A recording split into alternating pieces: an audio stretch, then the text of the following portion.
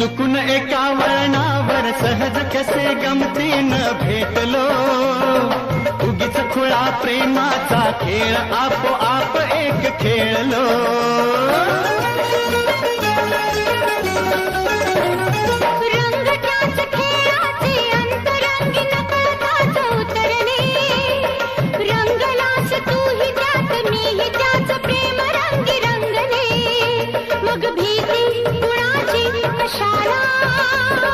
भीती कुणाची कशाला, भीती कुणाची कशाला, अगं भीती कुणाची कशाला.